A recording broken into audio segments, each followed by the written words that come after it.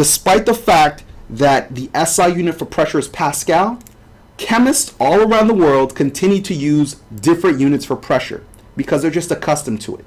So the Pascal is the SI unit for pressure, but most of the time you'll see in your books and in different types of research journals from chemists and scientists, they instead like to use atmospheres, torrs, or millimeters of mercury.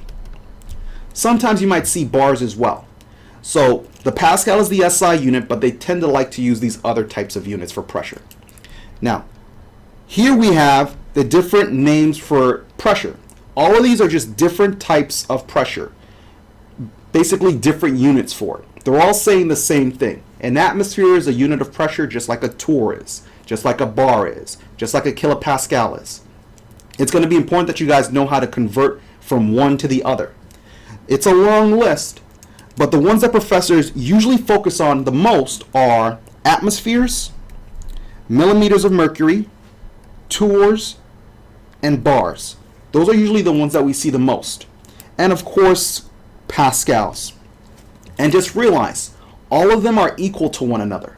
So we can say that 760 torrs are equal to 1.01325 bars.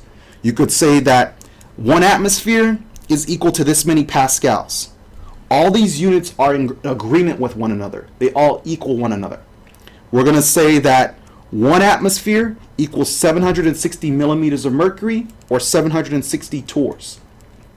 What I also want you to see is that, just look at these two right here, the millimeters of mercuries and the torrs. They both have the same number.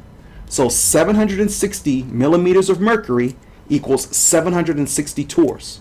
What this really means is that for every 1 millimeter,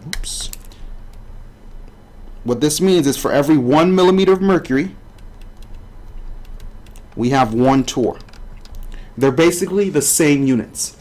So just remember that what the SI units for pressure are, what are the SI units for force, what is pressure defined as, and then the connections between the different units for pressure. Because when it comes to gases, we have to remember this, because pressure plays a very large role in the property that a gas has.